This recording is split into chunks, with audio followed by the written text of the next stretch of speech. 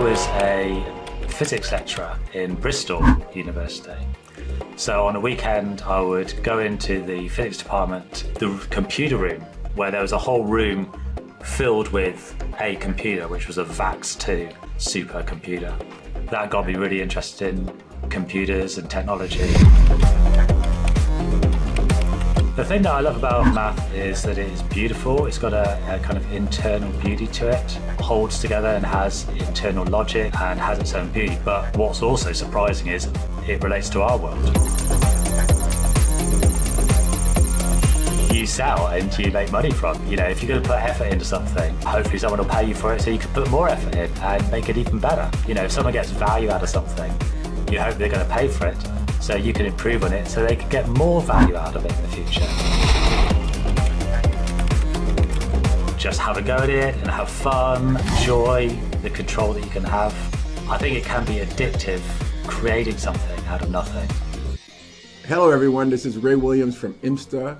Today we have another episode of Meet the Developers, and I'm very, very happy to welcome my friend from England, Mr. Paul Tapper, actually Dr. Paul Tapper from NUGEN Audio, who's here to talk about his life, talk about his company, and talk about some of the great products he's created. So Paul, how are you doing? I am doing great, thanks Ray. How are things? Which part of England are you in? I am in Yorkshire. So that's the part of the UK which is famous for beer, rolling hillsides, sheep and cloth caps. It is sunny outside at the moment, but it usually rains here. And which city in Yorkshire would that be? From the great city of Leeds. Paul, I wonder, you have become an industry standard for loudness, for metering. I just came across the Netflix specification for audio. And in that specification, which is a big document, many times the word NUGEN Audio. How does it feel to be an industry standard right now? I mean, it feels good. We did put quite a lot of work into achieving that. I mean, it feels like an honor, but it also feels like a responsibility because it means that we have to make sure that we live up to that. So in a way, it's a burden as well. You know, it is a responsibility. We spend a lot of time testing our products, and so many people use them in so many different ways that there's always a new thing that we've got to try and fix. That's amazing. So now we're going to try to explore how you got to this place. I wonder if you could tell us a little bit about, growing up in England as a child. I mean, were you exposed to computers? Were you exposed to music? What was little Paul like? My father was a physics lecturer in Bristol University. So on a weekend, I would go into the physics department, and this was before we had home computers, way before the internet. But there was the computer room, where there was a whole room filled with a computer, which was a VAX2 supercomputer mainframe. And I would sit at the console and I would play around and play little computer games on it. But that got me really interested in computers and technology. And how old were you at this time? I guess I was 8, something like that. So at 8 years old, you had access to a VAX computer.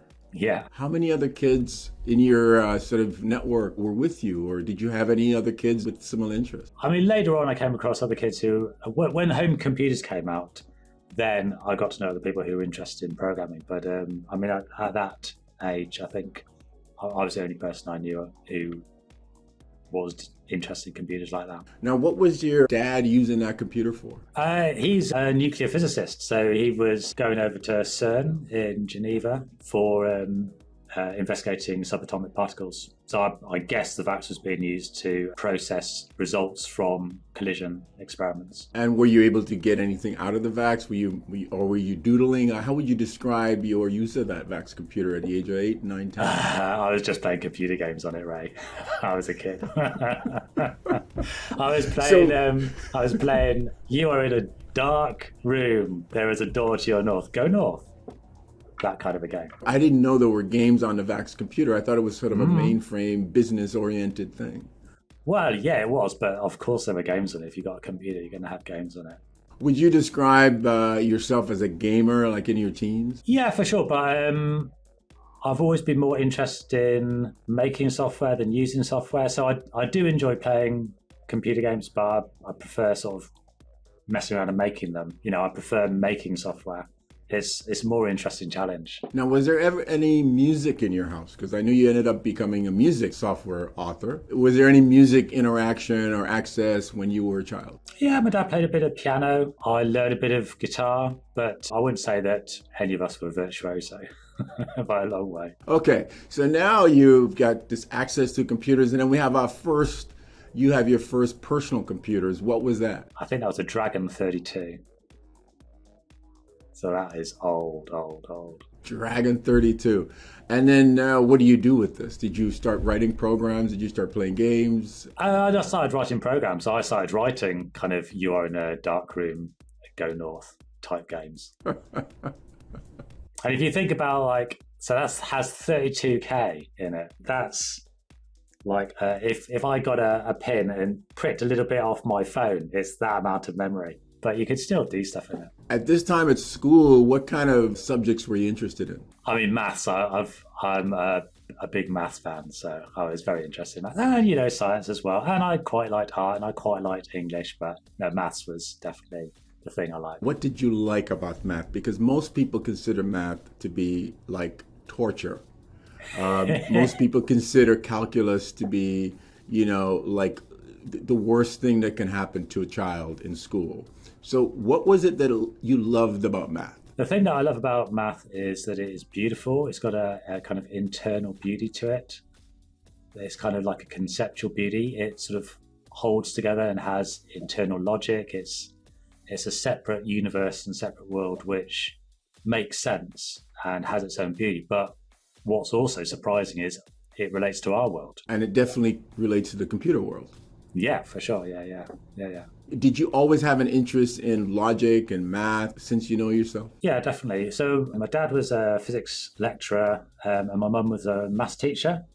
So while other kids were watching or playing football, that's probably you, Ray, I was getting my Dragon 32 to make three-dimensional plots of interesting graphs and then trying to solve maths puzzles for myself. So okay, here's a puzzle for you, Ray. 0 to the power 1 is 0, right? 0 to the power 2 is 0. Like 0 squared is still 0. 0 to the power 3, 0 times 0 times 0. It's still 0, okay? No problem. Now, do you know that 1 to the power 0 is 1? Yeah. And 2 to the power 0 is 1. In fact, 3 to the power 0 is 1. Okay, anything to the power 0 is 1. Now also 0 to the power anything is 0. Right. So what's 0 to the power 0? It should be 0, but it should be 1. It should be 0, but it should be 1. I would say it's 1. So I was kind of I think it was probably about 13. I was like, this is doing my head and I can't figure it out. So I've got my computer to plot the three-dimensional graph of X over Y. And you can see there's this straight line going along all the ones one way, and there's this other straight line going along all the zeros the other way. But where they meet, it's there isn't an answer. So that's the answer. There isn't an answer. It's a black hole. It's a black hole of mathematics. It is. So this is intriguing. So then, of course, when you went on to post-secondary, I would guess you would be studying math? Yeah, maths was certainly in my list of subjects I was studying, yeah. But there are many different sort of disciplines of math. Which particular discipline did you pursue? So you don't really narrow down what kind of math you're interested in until I don't know how you would describe this in Canadian schooling, but A levels is what we would call it over in the UK. And then when you get to university. So I'm much more interested in pure maths than applied or statistics. So I like the really abstract stuff. So after A levels, I imagine you went to university. Which university did you go to? The beautiful University of Leeds. And what did you study there, Paul? It was pure mathematics. What a surprise. And how far did you go along in the pure math education?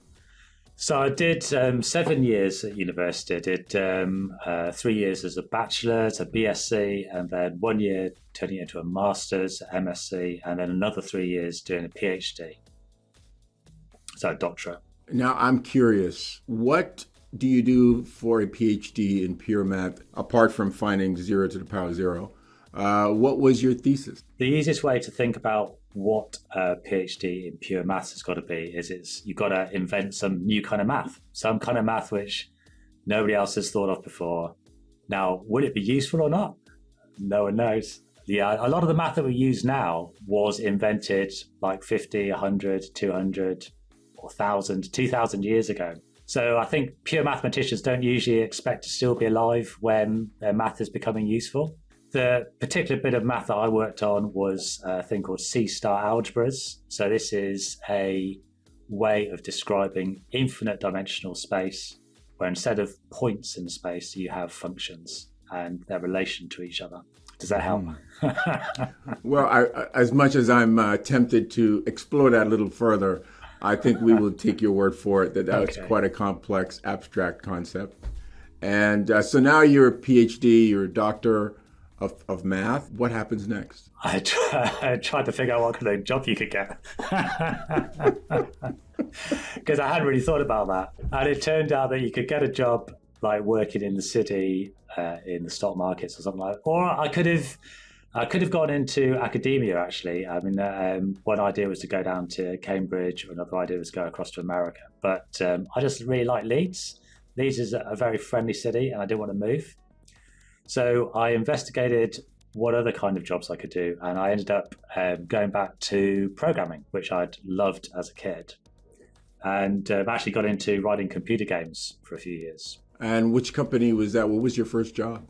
So my first games job was working for a company called Gremlin, which is based in Sheffield, also in Yorkshire, but just a bit south of Leeds. That's in Sheffield. Did you have to move to Sheffield for that? No, I just commuted. So that's about an hour and a half commute there and back again. Sometimes by car, so I would just sit in the traffic jam on the M1, or sometimes by train. So I would just sit on the platform waiting for the train, which was late. And what kind of games were you working on back in those days? Because this is in the late 90s, correct? Yeah, this would have been late 90s. So it was PlayStation 1, PlayStation 2 games, PC, Nintendo. So I worked on, my favorite game that I worked on for Gremlin was a game called Hogs of War, where you have an army of pigs and you take it in turns to like shoot comedy weapons at each other. It was good fun. Pigs of War. Then you moved to Team 17 Interactive. Tell us a little bit about that period of your gaming programming career. I was particularly interested in working on AI, the artificial intelligence. So for a couple of projects, I was the AI programmer, and then I moved into kind of technical management and was the lead programmer. My favorite project for Team 17 was Worms, which is a game where you control an army of earthworms that shoot comedy weapons at each other. But I mean, you probably haven't heard of Worms, Ray. I don't know if you're much of a gamer, I have not. Actually, Worms is quite a famous computer game. So if I ever talk to someone who knows about computer games, I say, "Oh, I worked on Worms," and they say, "Oh, did you? That's cool." And then I say, "And I'm actually the voice of Worms," because the Worms had these cute little voices where they sort of say what was going on. And so it's in this sort of falsetto voice. So I was recorded going, "Incoming! Oh!" all this kind of stuff. And people who played this game, and there's a lot of them, Ray, even if you haven't played it, and a lot of them have listened to my voice over and over again. So when I tell them that I'm the voice of Worms, they're like, "Wow, that's really cool." Now, the whole concept of the computer game always intrigued me. As a youngster, as a teenager, I used to program computers as well. And I just was always intrigued that you can have live input, live interaction with the user. How is that really done? What's the simplest way you could describe that whole way of making a program basically have different directions based on your input? The easiest way to describe it is computers are really fast. So the computer will 30 times, 60 times a second go through a loop. where it decides what it's going to do next. So 30 to 60 times a second, it checks what keys are you pressing down, are you pushing your joystick forward, or if you're using VR, like what direction are you looking in, where are your hands? And then 30 times a second, it works out, oh, he's doing that. So I'm going to respond in this way. I'm going to move the ship left. I'm going to move the worm right. I'm going to fire a bazooka, whatever it might be. So the way the computers do it is just by being really, really fast and checking lots of times. How long were you at Team 17? All told, my computer games career was about 15 years. So I think I was at Team 17 for about 7 or 8 years, something like that. And all the while, you're still in Leeds? Yeah. Team 17 was just outside of Leeds. It was in Wakefield. How would you describe your, the kind of style of work that's computer game programmer? We hear a lot about, these sort of high amounts of stress and the long hours. Did you experience any of those? Yeah, yeah, for sure. So as a programmer, there was like one project I worked on, which was a Monopoly game, like a computer game version of the board game Monopoly. And we were coming up towards the deadline, and the game was looking like it wasn't going to get finished in time. There were still these bugs that kept on happening. You can't release a game which has got these bugs in them. So I was working like 18 hours days, day after day after day, through the weekend. I had a couple of young kids at the time, but I didn't really see them. I didn't see my wife.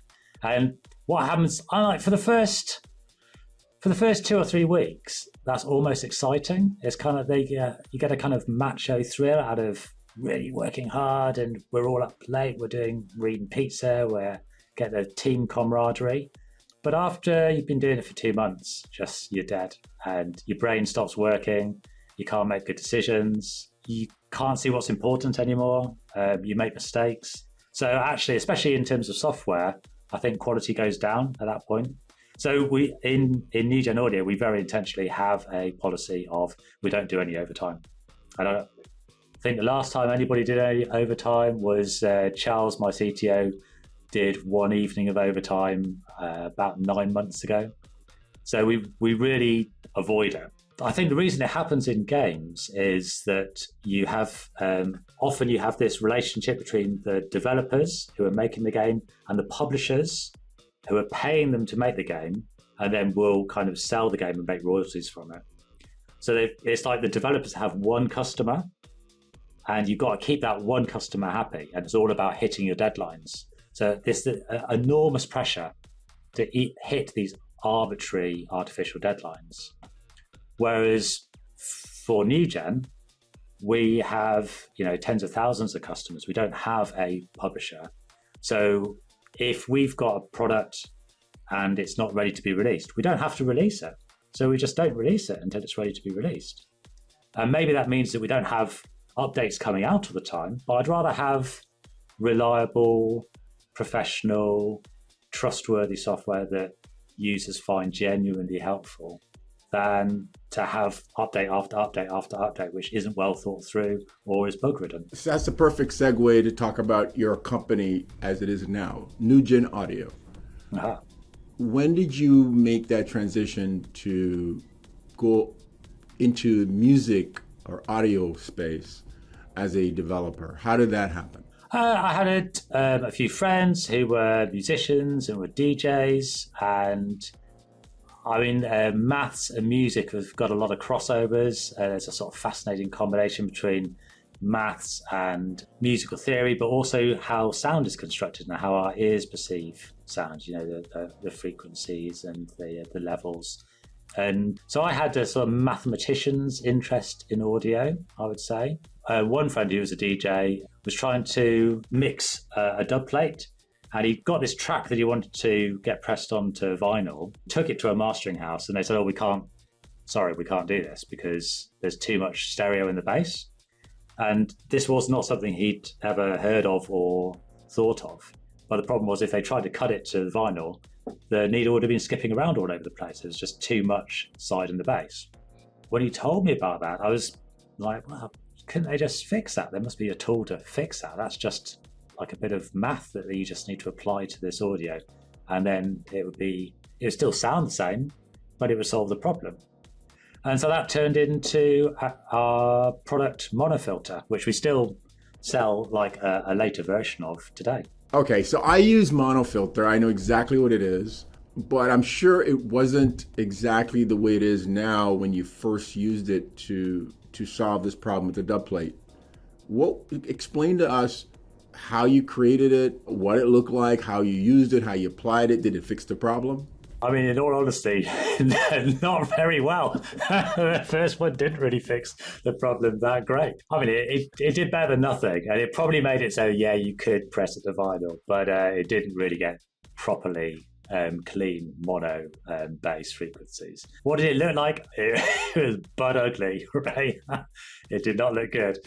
I think it had a couple of like slidey controls or something that you could increase the amount that it's trying to do it and increase the frequency. But I think we made Stereoizer after that, but then probably the third product we made was Visualizer, which is a audio metering tool. Because we were thinking, I don't think monofilters actually work in that great. Can we try and find out? So I made a tool so we could try and find out to see what the stereo balance in different frequencies were. And we realized, yeah, it's better than nothing, but it's honestly wasn't that great at that point. Now, explain to the audience what the problem is of having a whole bunch of stereo movement in the lowest part of the audio spectrum. The bass. Well, let's think about it in terms of, say you're making a track to play out in a club, okay? And so in the happy future when we're allowed back into clubs. So you've maybe got like some stereo audio, you've made your stereo track, and the bass speaker system, the club speaker system has got a couple of mid-range speakers and a couple of high frequency speakers, but it's got this big fat bass bin in the middle. Okay, you don't have two big bass bins. It's like the one big bass bin. So what's it putting in there? You've given it stereo. So what it's doing is it's taking the bass frequencies from your left and your right, and it's combining them together and putting them into your bass bin. So far, so good. Now, if you've got kind of dual monos, you've got the same audio in the left and the right in your bass frequencies. Great, it's going to combine together. You're going to have a nice solid track coming out of the bass bin. All good.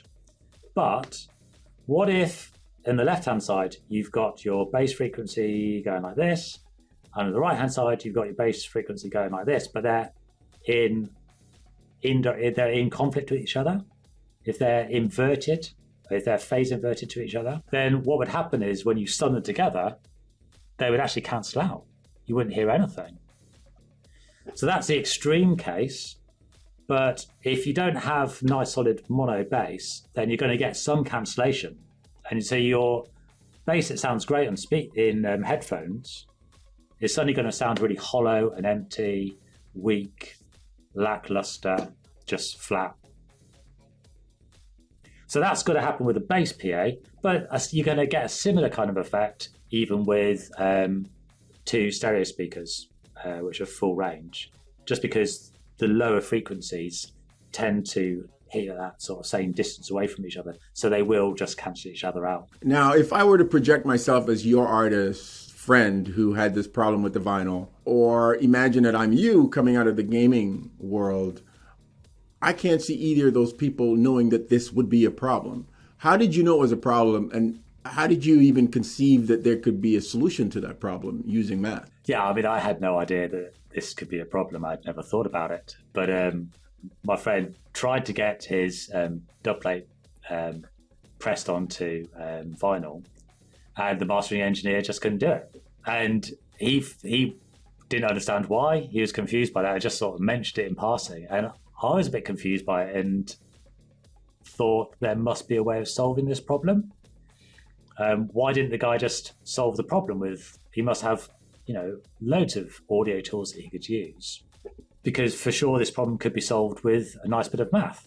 And, I was thinking frequency diagrams and phase correlations, and how could you adjust the phase of that and bring it into correlation in the bass frequencies. So I was thinking, well, why had they not done that? But yeah, I'd never thought of that as being a problem. But once the problem was described, oh yeah, okay, now it makes sense to me. I can see why that's a problem, but why has no one solved this? Because it's actually not that hard to solve.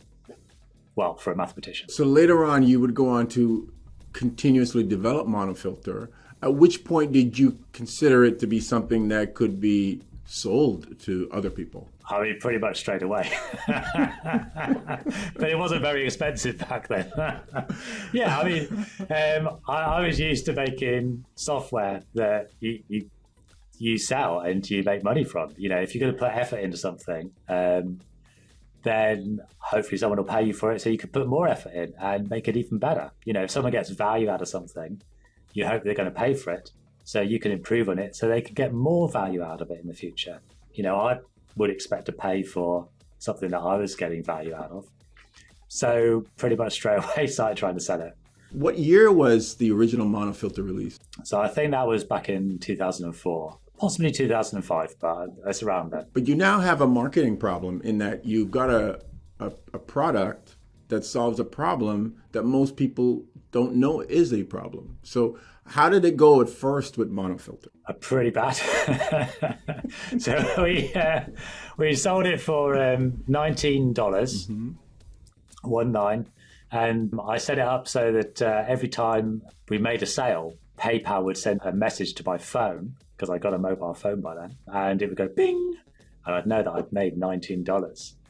And I was still actually working for Team 17 at this point, so I was kind of doing this as a side hustle, and it was very exciting, kind of getting these pings every now and then. But there wasn't that many of them. But I imagine at some point you must have gotten an email or some contact by one of your customers saying how useful or how pleased they were with the result of monofilter. Could you describe any of those episodes? I mean, you kind of alluded to this earlier, that a lot of the marketing for NUGEN Audio seems to be more down the line of educational, in that here's a product that's solving a problem that a lot of people don't even know they've got. And what's clever about it is when you put it on your track, you can't hear any difference. So that's quite a tough sell. You know, it's like an Emperor's New Clothes thing. Here's this thing that you don't know that you need, and when you put it on, you can't hear it that it's any different. That'll be $119, please. It reminds me of selling the stealth planes to the president of the United States. The president says, "Well, where are those planes?" I said, "Well, sir, there are 200 of them right over there." And but I don't see them, but that's the point, your president. They're stealth. They're stealth.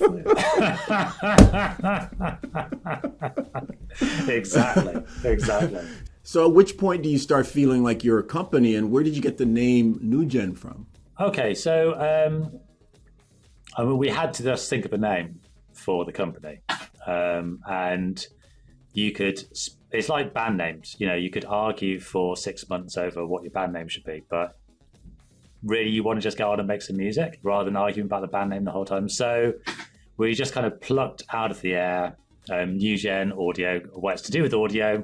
Kind of sounds like it's new generation. So maybe it's kind of talking about it being a modern thing, but it's also, we're not really tying it down to meaning anything particularly. So just a random word, NUGEN Audio. I've heard people pronounce it as NUGEN Audio as well, which I find amusing. Sounds like a chicken McNuggets. So you have NUGEN Audio, and you're starting to feel like a company. You're starting to make some sales. You're getting those pings from PayPal. You're starting to think of another product? Yeah, well, so we'd already made the kind of counter product of Stereoizer, which takes mono audio and makes it stereo, or takes stereo audio, which is quite sort of narrow, and widens it out and gives it more sensitive space. I guess that came from, you know, thinking about the stereo in the bass frequencies, which we'd had to think about for monofilter. That naturally led us on to thinking about how does the ear and the brain perceive stereo audio, perceive space in audio, and how could you manipulate that in the other direction and make something which is richer. And then also we led on to audio metering tool Visualizer, made originally as a debug tool for me to understand what I was working on in terms of the audio that I was manipulating. You are taking a mono signal and you're making it wider, and you're using the way we hear In the simplest way, can you describe what that process is? How do you take something that's mono and spread it out, or something that's stereo and make it even wider? The latest version of Stereoizer does that in 3 different ways combined. And so the ear perceives difference in the left and right channels through 2 primary mechanisms. One is the interaural intensity difference, and one is the interaural temporal difference. So that's talking about how 2 frequencies come to your 2 ears and one sounds louder than the other. So if the sound's coming from the right, then your right ear is going to hear it louder than your left ear. And then the temporal difference is the timing difference, because if sound hits your right ear and then gets to your left ear, you think, oh, okay, the sound came from the right. So there's these 2 clues your brain has evolved to being able to detect and decode from the audio signals that your ears are picking up to understand where things are. I mean, there's a great advantage to human beings to be able to know, is the tiger about to jump out of your left shoulder or out of your right shoulder when you're going to spin around and try and get out of their way. So it's important to us to know what direction the sound is coming from, right? That's got an important survival advantage. So our ears and our brains are so well attuned to trying to work out where that is. So how you create that effect in a mono signal or a narrow stereo signal is to add in some interaural intensity difference. So choose some frequencies and boost them a little bit on one side, bring them down a little bit in the other side, and make sure that it balances out and it's still mono-compatible, but just put in artificially some differences. And then also with the temporal difference, it's to take some of the frequencies and adjust the timings that they arrive in the ear, but you've got to, again, do it in a way which is still mono-compatible. And there is a danger in that. If you do it in the wrong way, then you can end up with kind of a chorusy kind of effect, especially if you then collapse the wave back down to mono. It can sound quite different to the original sound. So an important part of the technology in Stereoizer is it maintains the mono compatibility. During the development of these tools, in particular Stereoizer, you've described some of the issues with trying to do what you're trying to do, which is take something that's mono and spread it out. How do you know when it's good enough to release? There's 2 parts to that question, and one part is being confident that the audio processing is being done in a really clean way, in a really pure way, mathematically. And so that's largely due to how the algorithm is designed, but then we can validate that with some of the tools that we've written ourselves, internal test tools. But then really, it doesn't matter how great a tool is if no one can ever use it. So the tool being usable and solving a problem that people have, there's no point solving a problem that people don't have. That's really an essential characteristic of any software that we try and release. So for that, I mean, in NUGEN, we've got a whole bunch of our staff members are active musicians or have been trained in music or audio technology. And so we get them to try it out, and we get users to try stuff out. So we have a lot of beta users who will test builds as we're going along. Wow. So at this point, you have an algorithm constructed of some very good math that you're the central part of, and it's giving you a platform to do additional things. Is this where also Stereo Placer came from? That same platform, that same algorithm? Sure. So that was, I mean, it's not exactly the same platform, but it's very similar, using a lot of the same code to manipulate specific frequency ranges and be able to push them to the left or the right. This was something that we couldn't find any other tools that did.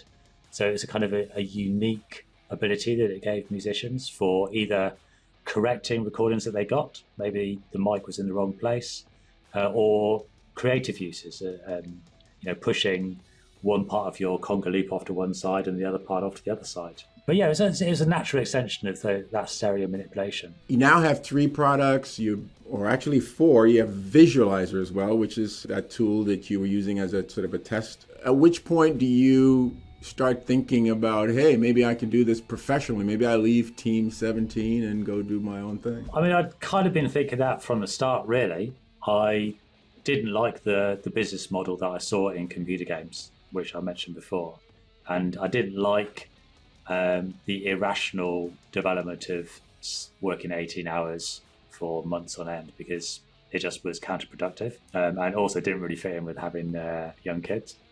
So I'd wanted to turn this into a business from the start. It just took a few years to do it. But I got to the point where, it was when we had Sterilizer, Monofilter, Stereoplacer, and Visualizer, where I'd been saving up money. My wife had a job as well.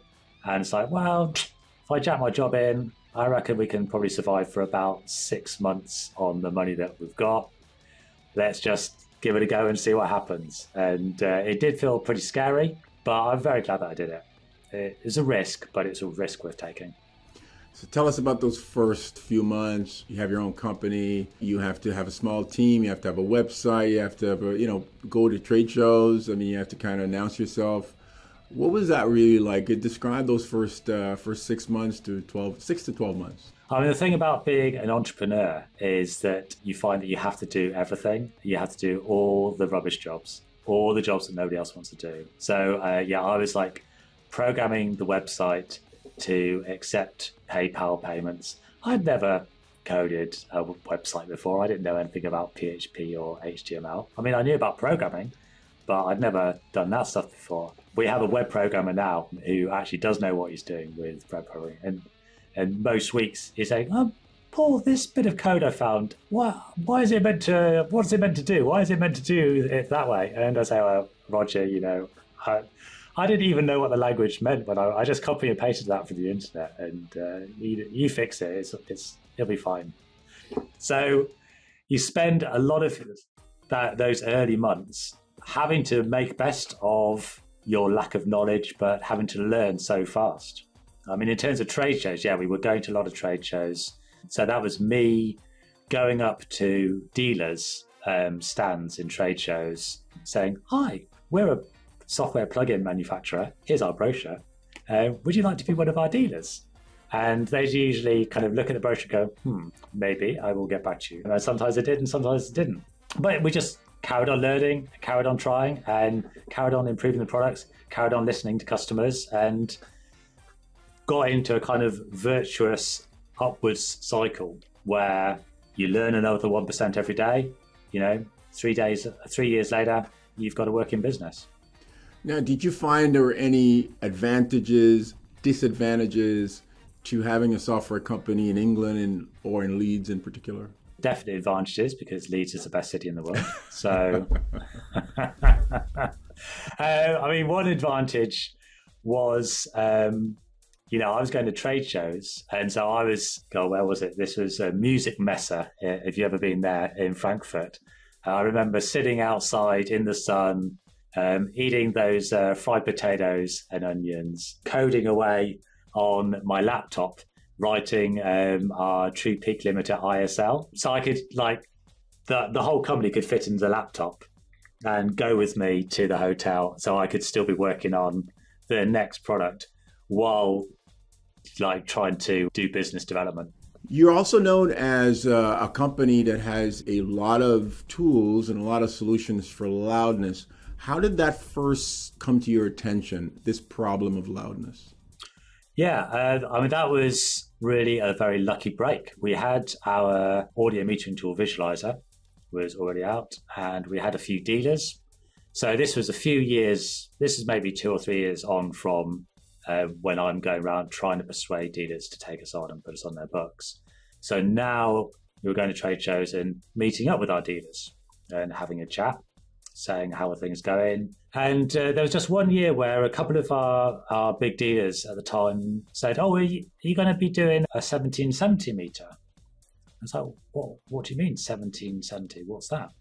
And they said, it's a new standard to do with loudness. Just look it up. So I'd not heard of this. So I went back to the office, looked it up. And it's like, that sounds like a pretty cool new algorithm that's been developed. Very useful. So we started developing a product which was kind of a bit like Visualizer, but could measure according to this algorithm. And then it turned out that, this algorithm was the algorithm that all the broadcasters around the world were going to be adopting as being the way of telling how loud your audio was. And that even laws were going to get passed to say that you had to measure your program and your advertisements, how loud they were, according to this algorithm, and then make sure that they matched in loudness. So it's kind of a lucky break. Please explain to the audience, what exactly is the problem with loudness? Why can't I just make it however I want to make it? However it sounds good to me. Okay, so originally the problem is being attacked and solved by broadcasters. And this is because you have your nice drama or your documentary, your news program, and then you have your adverts. And the guys who've made the commercials, their goal is to get the viewer to pay attention. So obviously they don't make it quiet, they make it loud. So they put it through a compressor, they put it through a limiter, they boost the audio up so that now it's really in your face. So what happens is the viewer thinks, oh, whoa, that's gone very loud, and turns the volume down. And so this became a sort of loudness war, and you might have heard of the loudness war in music, but it became like a loudness war in broadcast.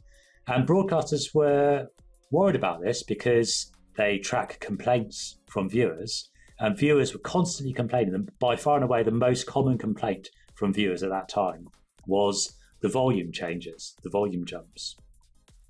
So primarily we're going into adverts, but even between two different programs, the volume would jump. And because of the commercial pressure on the people making the adverts, that wasn't going to get any better. It was just going to get worse. And there wasn't any easy way of fixing it. All the methods that people had come up with up until that point for getting a computer to tell how loud something was actually didn't really work that well. Because how loud something is, that's a measure of your brain and your ear and how they respond to stimulus in the air. It's a complicated thing. It's not a simple thing. And they hadn't found a good way of computers measuring it until this algorithm came along. So you adopted this algorithm and you made a tool that would give you the loudness of your program material. Yes.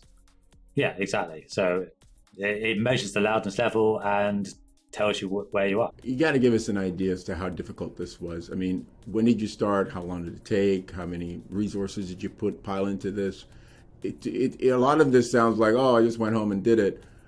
Give us an idea of the kind of workload that goes into a small company like yours to program something like this. I mean, it's according to a standard, so that in a way that makes it a lot easier, in that you haven't got to invent the thing in the first place, really. You've just got to implement in code somebody else's brilliant idea. So we didn't need to come up with a brilliant idea in the first place. That sped things up a lot. But then you've got to make sure you understand the algorithm properly, and then you've got to test. So there's some test material that we could access to make sure the algorithm was implemented correctly. And some parts of the algorithm, not like the basic loudness measurement, but some other parts to do with measuring loudness range were significantly more complicated, and knowing how to implement that in code was significantly more complicated. I can tell you more about that if you want, Ray. I could go for hours on that. But not as complicated as that PhD thesis, I'm sure. Well, maybe not as complicated as that. So, like making the actual plugin from getting the standard and deciding we were going to do it to making the plugin, like getting the basic algorithm running was probably a few months. But then properly testing it and putting the user interface on it and making sure it responded correctly, that takes quite a few months more. So it's probably, all told, it's probably about 9 months, maybe even 12 months development time, I would think. Do you ever have any doubt that you could do something that you put your mind to? I mean, do you ever think some of these problems or some of these issues might be beyond your ability? I think there's a discipline of being an entrepreneur that you have to believe that you can do it, because part of being an entrepreneur is taking 0 and turning it into 1. You have to believe that you can do that. And it's the same for programming. You start with a blank sheet of paper. You have to visualize in your mind the reality that you want to create. And then you have to express that in a logical way that the computer can understand and create it from 0 to 1. So you have to be able to believe that you can make this reality out of nothing. But it does take belief. It does take self-confidence. I always believe that you can do it, but I believe that every problem can be solved, but it might be that you have to solve it in a different way to the way that you originally imagined. Do you ever encounter any real stumbling blocks, some things that perhaps when you look back, you wish you'd known what you know now when you're trying to solve these problems in programming? I'll tell you in a different way, which is that sometimes the way you code something isn't even quite what you imagined, but that can turn out good. So in the first version of Stereoizer, I tried to implement a particular kind of filter to produce the interaural intensity difference that I was talking about. And I coded this filter in, it applied it sounded good. We put a few layers of it on, we got some people to try it out, everyone liked the sound of it. Great, release that version. Then I came back to look at the code for version 2, and I was looking through the code and thinking, I think there's a bug in here.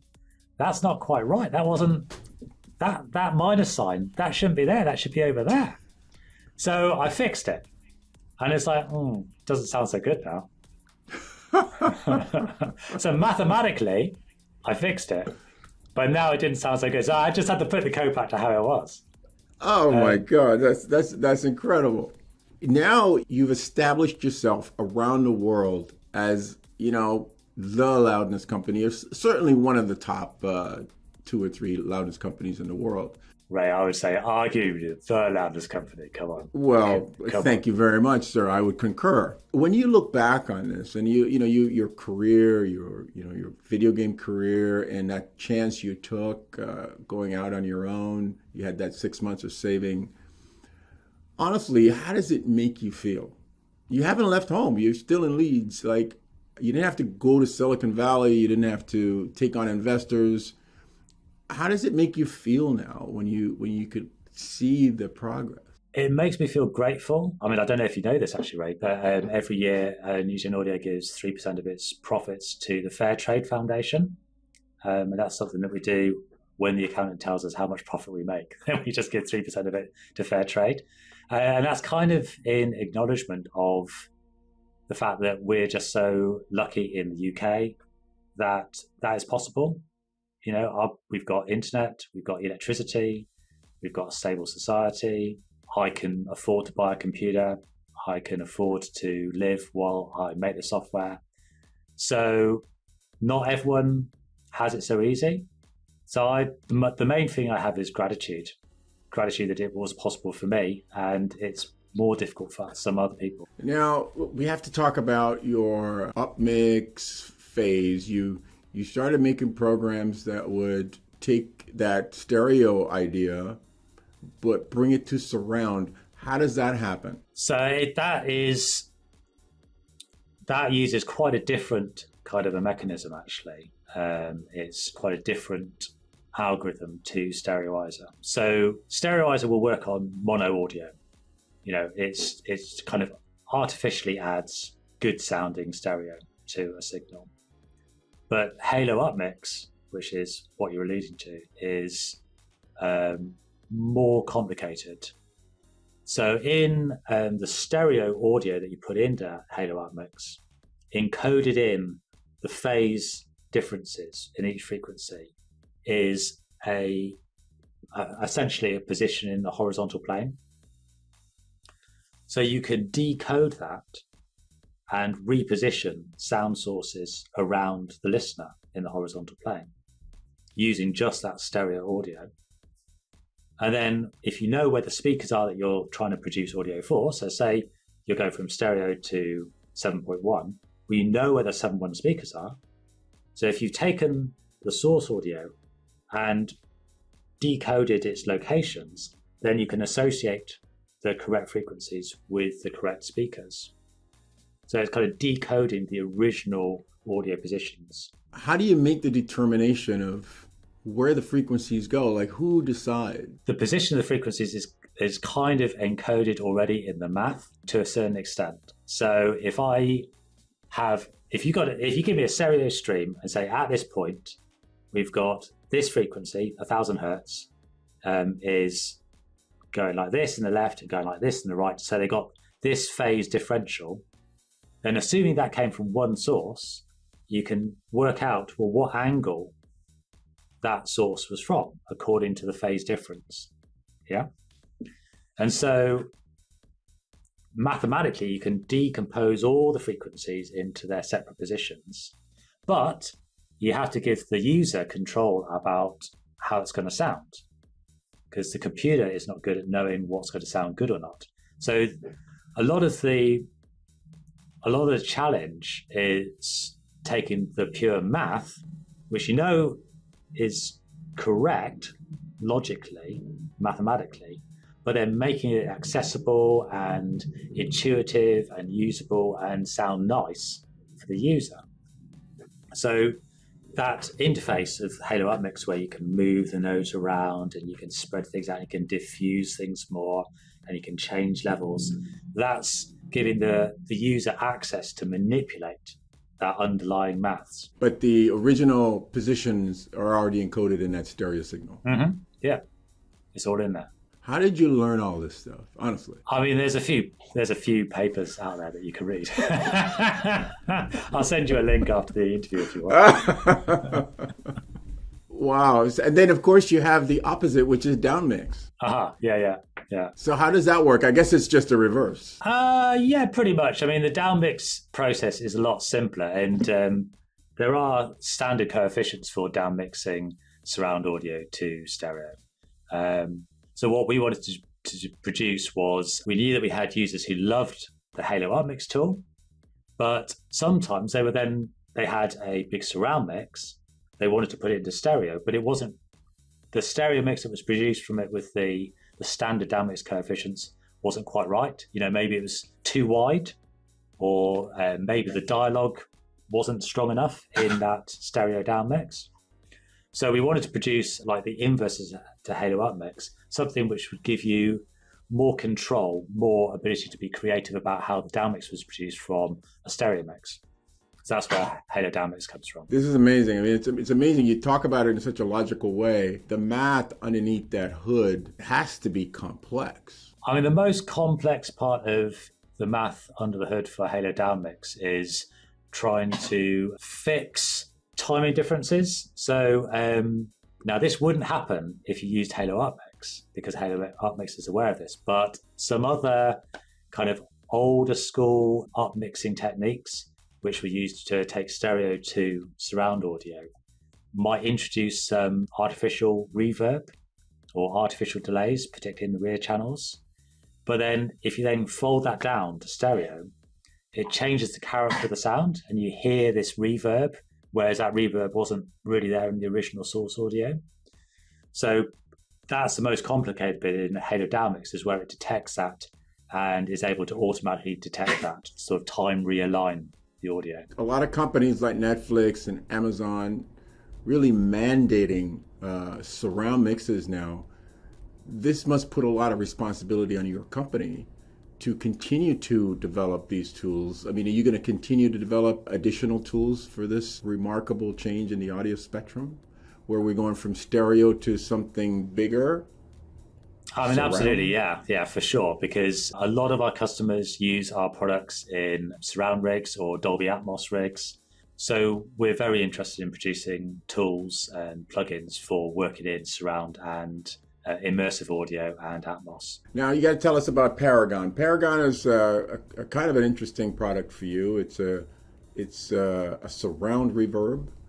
Explain how that product, where did that idea come from? Probably every week I get an email from someone saying, "Hey, Paul, I've got this great idea for a plugin and I'm willing to tell you it if you're going to give me a 50% cut of all the royalties."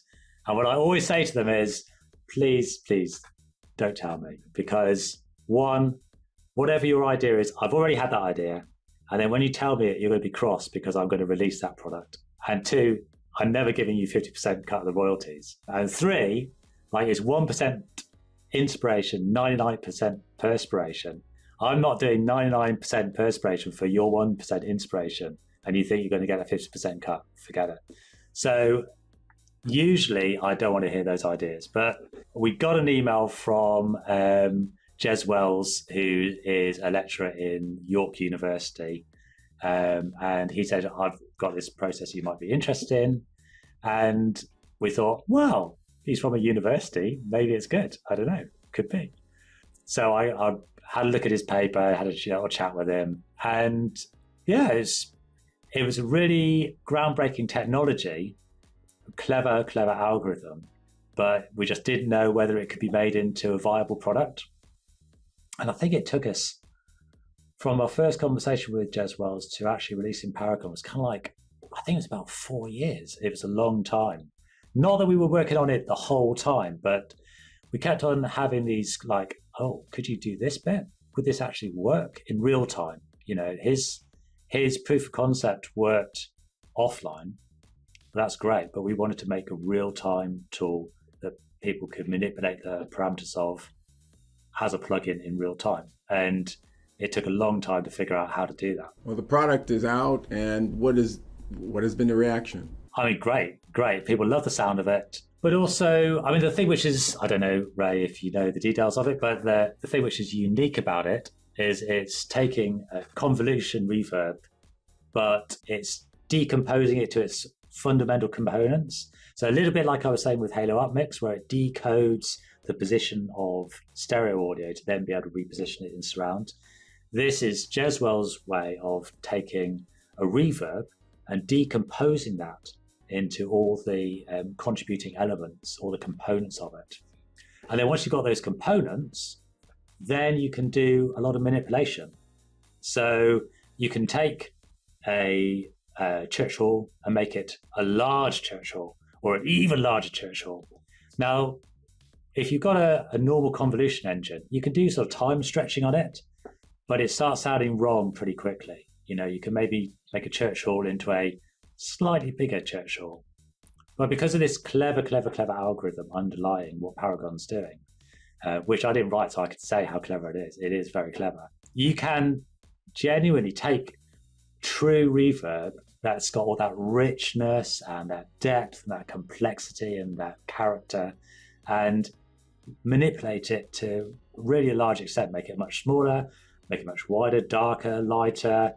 There's so much stuff you can do with it because of this way that it's been decomposed. It's almost like modeling convolution technology. Yeah, kind of. But I mean, you do get algorithmic reverbs, which kind of have modeling of how the audio could work. But you just don't, I mean, they're great and they're very flexible and easy to manipulate, but they just don't have that richness and that complexity and depth and character. And yeah, that complexity is something it's very hard to get from an artificial algorithm. So that's why we're starting from a real convolution. And obviously one of the biggest challenges of reverb is CPU and the load that it takes on the CPU. How did you get around that with the Paragon? What can you tell us about some of the methods you use? Well, we spent 4 years making it. That's all I can tell you.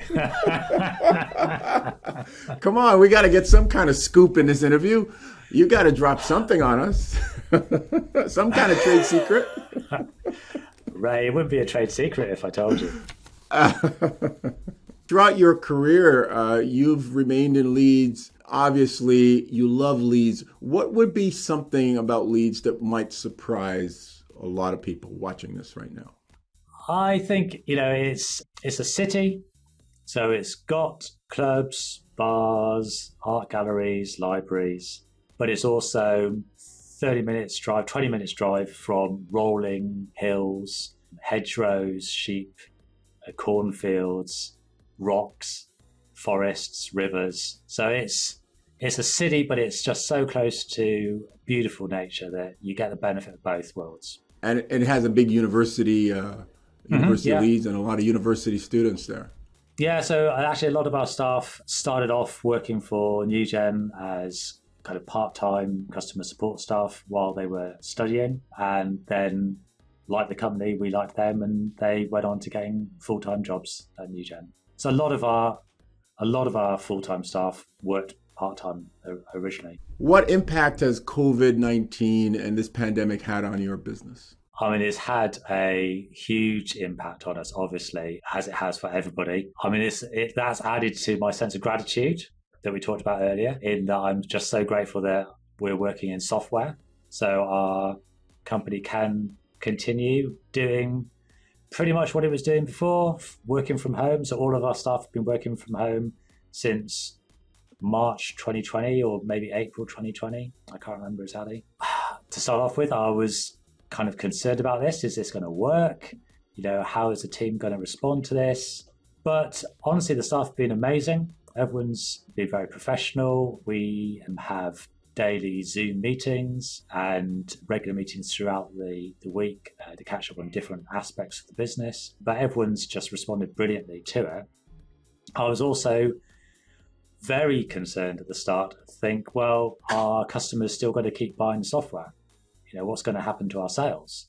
So I was trying to work out how many months can we survive if our sales just disappear. And I mean, I've been very reassured to find that actually sales have kind of continued. I think there's been a slight shift, a slight rebalancing. So during COVID times, what we've noticed is that our sales through dealers have gone down a bit and our direct web sales have gone up a bit. They're usually about 50-50 for us, but they've gone kind of maybe 60-40. And I expect that will probably rebalance back again after COVID. But yeah, I mean, the main thing for me is it's just made me feel really grateful for the staff team who stepped up, and that by chance we're in a part of the industry which can still continue remotely. Now, you have been appointed CEO of your company. I guess that's an upgrade from CTO. Yeah. But what does that mean for you day to day? I mean, are you still getting your hands dirty coding, or are you more in the direction side of the company now? Much more in the direction side. So I coded Halo Upmix originally, but that was the last NUGEN product that I actually coded as the main programmer on it. And so I may have dabbled in bits of code for other products, but that was the last one that I was the main programmer on. So nowadays I'm much more talking to the managers of our different departments, long range planning, strategy, looking at the finances. I go to product design meetings and I talk about the implementation of the products with the programmers. But yeah, I don't get my hands that dirty anymore with the actual making of stuff. Now, how do you find that transition from, development to sort of the executive side of managing the company and charting the direction? How's that transition been for you? It's been okay. It's taken quite a few years. I mean, actually, the last bit of coding that I let go of was the web programming, because although we had quite a few plugin programmers, we didn't have a web programmer, but then we recruited one middle of last year. So I was still the person who was having to do the web coding, even though that's not really my thing. But, you've got to do the job that needs to be done.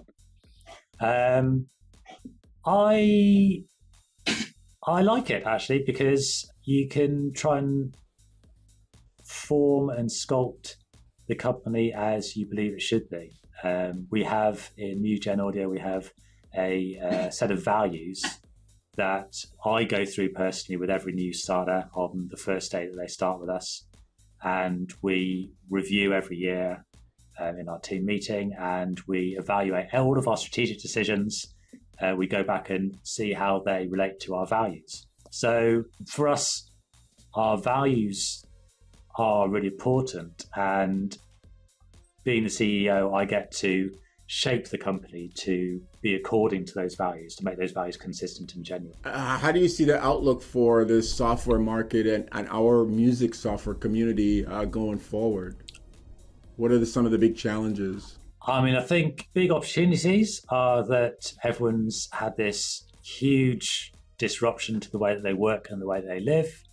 Suddenly, people have had to work remotely. Everyone's got a desk with a laptop at home where they can work from. And so that opens your mind to new ways of working together. So it's opened our minds in NUGEN Audio. We used to all work in an office together, but it's opened our mind to remote working. And even when lockdown's over, we'll still have, I think, probably forever, a kind of hybrid working model. And I think that will be true in the audio industry. So already people were creating remotely and collaborating remotely, but I think that this will have really accelerated that. So again, that's great for those of us who are lucky enough to be working in software, because software is the easiest thing to use to collaborate with. If you've got 3 people working on a track, they can't all have that same hardware reverb. It's going to be easier for you to work on it together remotely if you've got a software incarnation of that effect. As you know, and you've been part of a lot of IMSTA FESTA events, IMSTA has been trying to pioneer in our industry piracy education with its slogan, buy the software you use. How do you feel about that kind of, massive sort of task and goal? It almost seems like an impossible task. What do you have to say to IMSTA and what they're trying to do? I was saying to IMSTA, good luck in doing that, because it is a massive task. I mean, from our perspective, most of our customers are professional audio engineers or professional or semi-professional musicians. So if you download some pirate software and some hack guy has altered the software to make it have no copy protection, why have they done that? It's probably because they want to install a Trojan horse on your machine, or they want to put in a keylogger on your machine. Do you really want to have your passwords beamed across to Ukraine or Hong Kong or wherever it might be? Not that I'm necessarily saying that those are where all the hackers are, but that is where some of the hackers are. If you're doing something that you're serious about or that you're making money out of, why would you want to let that person have access to your machine and your passwords and put a virus on your machine? Why would you do that? Why would I leave my front door open with a sign saying, please burglars, come in, take all my good stuff and leave cameras lying around so you can see what I'm doing all day? Why would you do it? So if making audio and making music or working with audio is something that's important to you and you care about, and your machine is something you care about, and your privacy is something you care about, do not use pirate software, because you are leaving the door wide open and inviting the burglars in. Very good. Thank you so much. Watching us right now, Paul, are a lot of young people who, have ideas for plugins and they want to get into programming, and they see it as almost like an impossible task. And you and I were once that age, for you just a few years ago, of course. What advice do you give for these young dreamers, the ones that want to get into the VST plugin game, want to make their own plugins? What's your advice? I guess my first advice, it would be to just have a go at it and have fun and enjoy the control that you can have and the manipulation of the audio and kind of get a feel for the different kind of effects you can create. I think it can be addictive creating something out of nothing. To make a tool that takes, here's my piece of audio, here's my guitar riff, here's my voice, and then changes it in a way that nobody else has thought of before into some new sound that no one else has ever created. That's a real buzz, and that's really addictive, and that's so creative in its own way. It's not making music, but it's creating an abstract reality out of this audio. So my first advice would be enjoy it and have fun and be creative. My second advice, if they're wanting to make a business out of it, is just keep on learning. There's a lot of perspiration as well as inspiration. Every day's a school day. Don't give up and just keep on getting better. 1% every day, better, and 3 years later, you've got a business. Excellent. Well, thank you so much for your time, Paul. Good speaking to you, Ray. Have a good day. You too. Okay. All right. Bye-bye. Bye-bye.